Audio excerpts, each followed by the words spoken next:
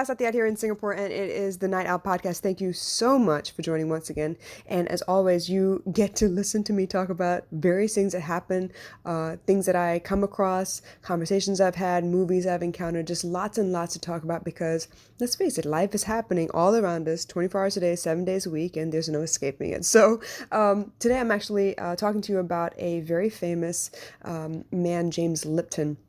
I've been looking at him and the way he interviews people. He was the dean of the acting school for a very long time, and I thought it was just amazing to see the way he speaks and the things that he talks about. And he mentioned, how he got started in the film industry in the first place, and it was completely by accident from what he tells.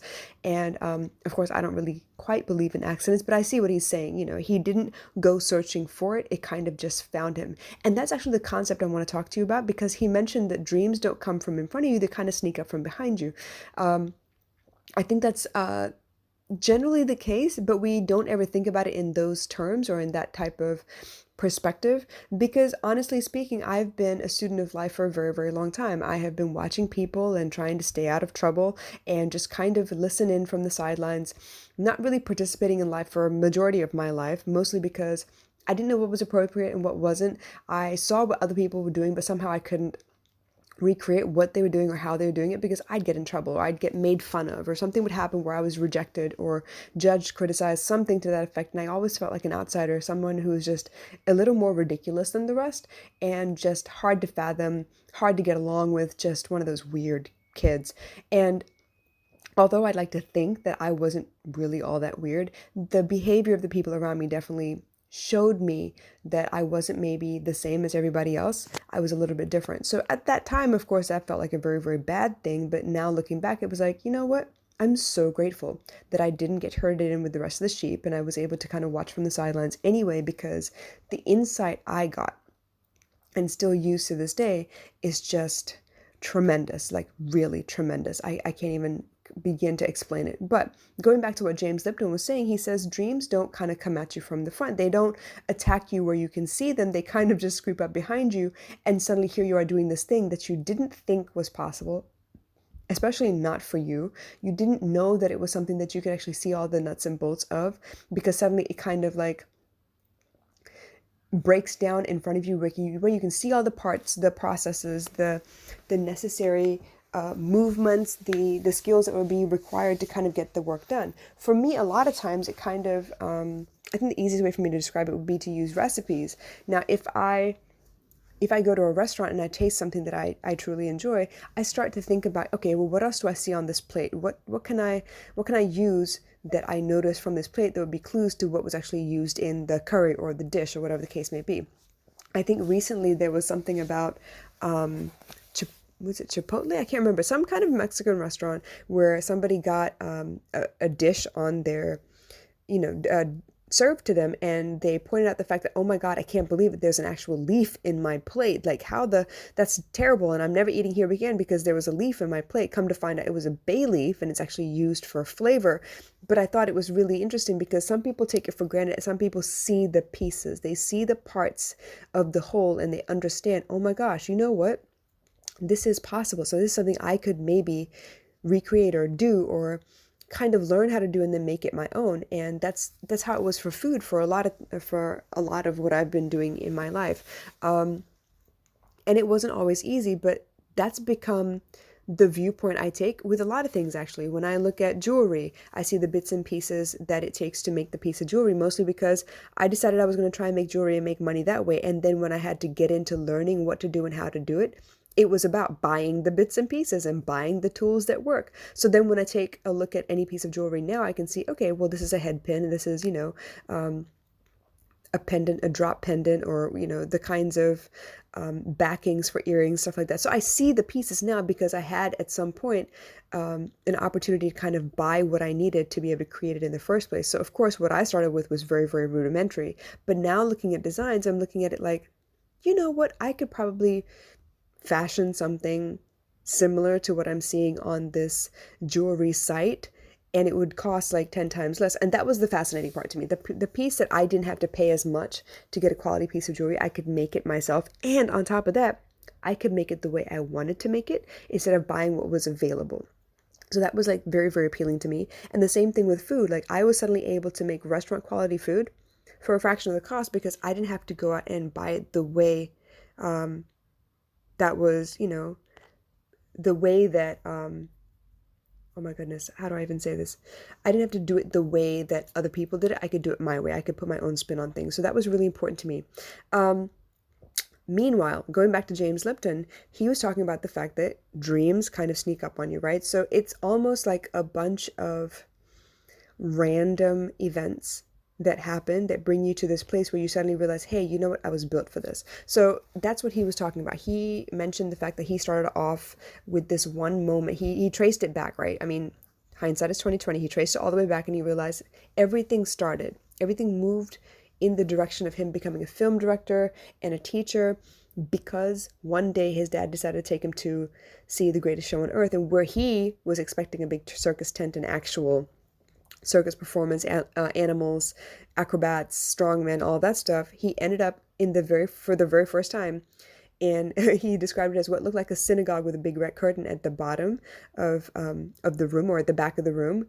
It was for the first time ever that he had been in a movie theater to watch the screening of a movie, The Greatest Show on Earth. And from there, he was forever changed, mostly because he started off with this idea that he wanted to recreate this big train crash scene. Come to find out, he became an avid train collector and bits and pieces of, building a little city or things that he could play with. And eventually, he picked up a camera to film a train crash that he was trying to replicate from the movie itself, and then fell in love with the camera. So it was almost like, by chance, he was led to this device that would forever change his world, forever change the way he told stories, watched stories, included people in his life. Is just the greatest discovery ever for him in his life, and he's never taken it for granted. He's never looked back since. If I were to sit and think about what it was that led me to sitting and speaking to people and helping them through their difficult moments, their crises, whether it's an everyday sort or one of those life-changing, life-altering moments where you can't go back and you have no choice to go forward, but you're just too scared. The moment that I think, if I had to trace it back, that I realized that I was cut out for this is when I decided, oh my gosh, this is terrible. I decided at a young age that I was going to write down how not to be how not to be a parent, because I was taking examples from things that my mother had done or some things that my father had done that upset me and hurt my feelings. Like, not hurt my feelings for now and then I get over it and go back to doing whatever it was I was doing. I'm talking about hurt my feelings that it kept reverberating inside my skull after it happened as well. So in that regard, I think writing down this list of, oh, you know what, I'm not going to do this because you did this and it hurt me so bad. This list kind of became a credo that I adopted. I was going to make sure that I wasn't this kind of person that would do these kinds of things to leave people feeling less than they are and feeling lost and feeling unsafe to speak up their mind or experiment with, being who they are. And I think that's where it kind of all began. I was very, very young. I think I was maybe like 8, 9, 10 years old, something like that. And from there, it became, okay, well, what else can I learn? What else can I discover what not to do? It was like the law of contrast almost. I was pinpointing the things that I didn't like about the people around me because of the repercussions of their actions, the way people walked away from those encounters, the way they kind of hung their head after spending time with a specific person, or it took them a while to kind of talk themselves out of the things that this person may have told them or made them feel like. And it was sad, but I was collating maybe a list of attributes that I did not want to embody, a list of values that I did not want to push on other people. And from there, it became, okay, well, why do people do this? And why do people do that? Why is it this person grew up in this house with 6 other siblings, the same parents the whole time? Mom was always there. Dad was in and out because of work, but they had basically the same amount of attention besides their, their rank in life, like how long they spent with their parents before other kids came along, or how much of their parent they had to share with the siblings. Like, generally, they grow up in the same house with the same values, with the same rules. And why are they all different? How are they all different? How is that even possible? They went to the same schools. A lot of them followed the same track. A lot of them became doctors. A lot of them learned dance or whatever the case may be. And I was looking at it like, how come they're different though? And so that took me into learning a little bit more about how people learn, because in a classroom I realized, hey, there's 25 of us and one teacher, and somehow some of us pick it up really easy, some of us don't. Some people need to speak out because they're constantly speaking in class, and some people are very, very quiet. They'll never raise their hand, they'll never say anything, but I know that they know what they're doing because they are the ones who finished their classwork before everybody else is halfway through, right? Some people who get very, very nervous about getting up on the board because they don't want to make a mistake, and other people who get up to the board, no problem, no fuss, no shame, and they will make a mistake in front of everybody else, but you can see the wheels turning and they suddenly get this, oh, okay, now I get it now. Okay, thank you so much. I needed that. So then it became like the different ways that people learn, the learning languages. I don't know how to say it, like the different modalities with which you learn, you through your various senses, basically.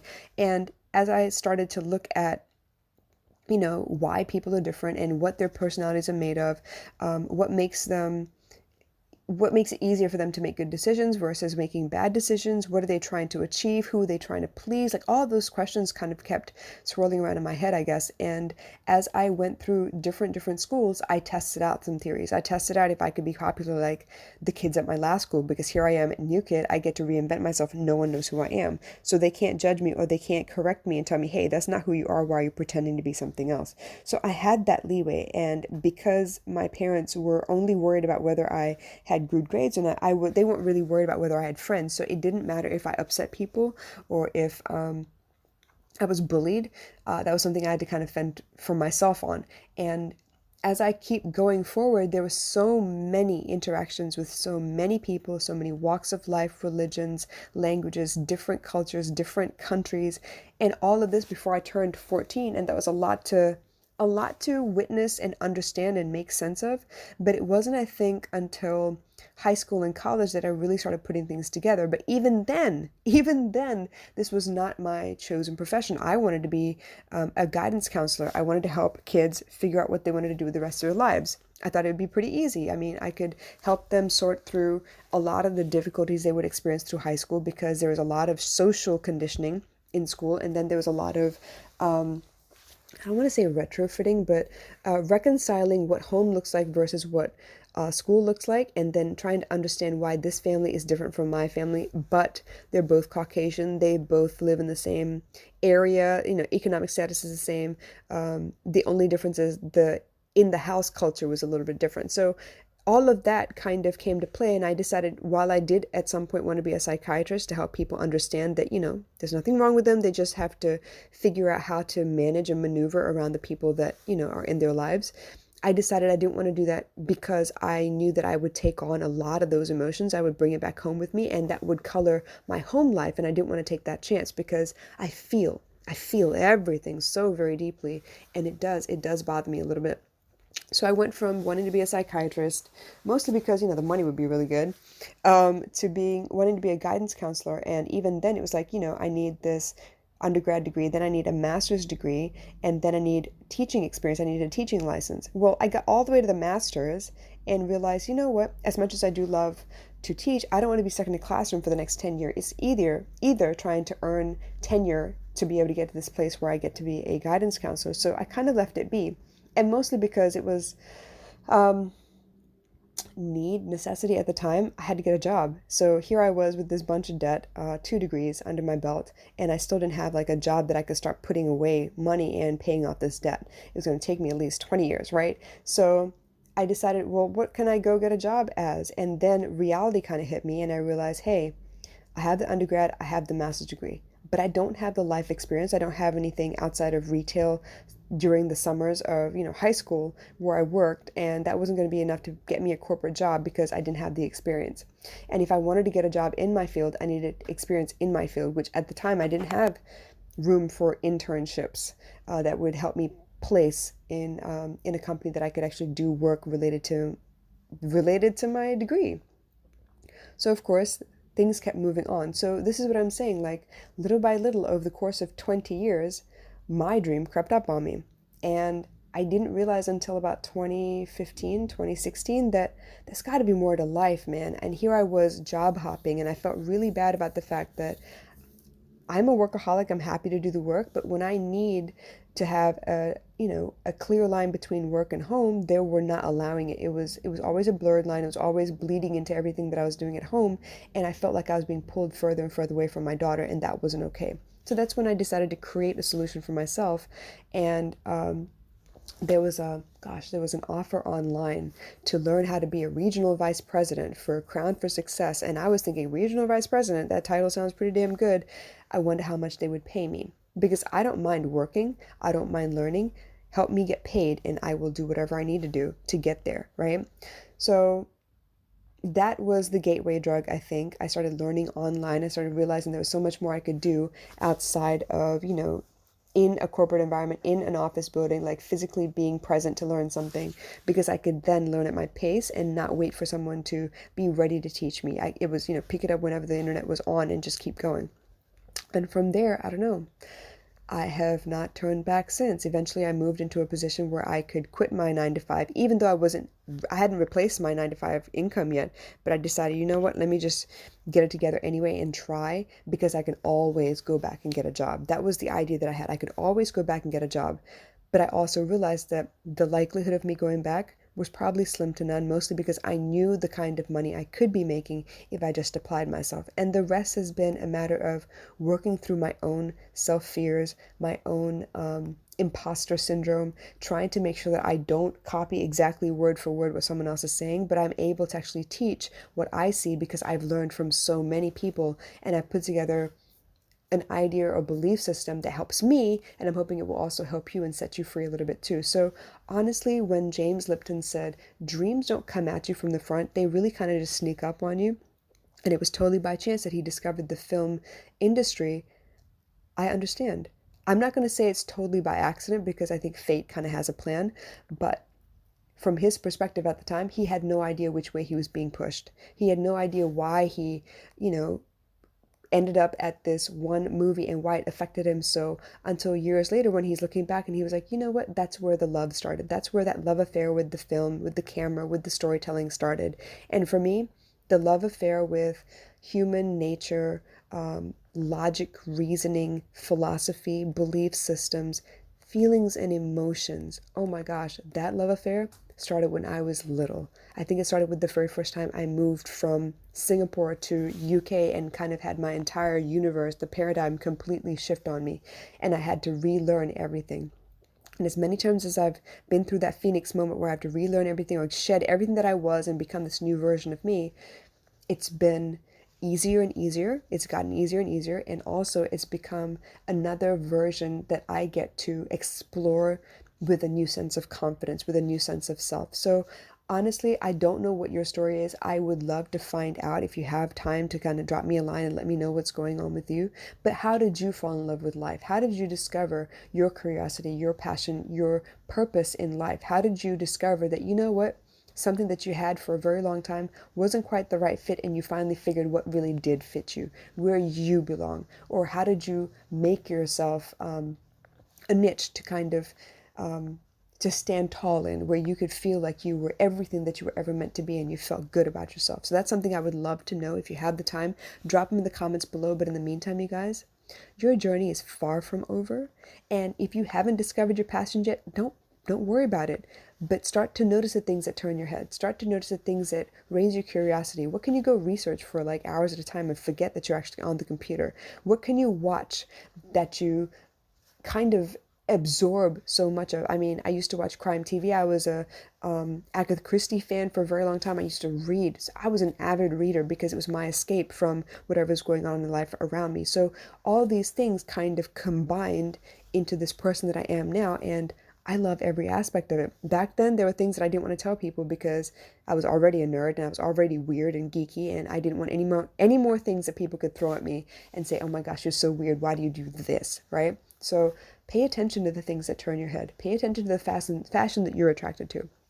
Pay attention to the kinds of people that you look up to. Why do you look up to them? What is it about them that you look up to?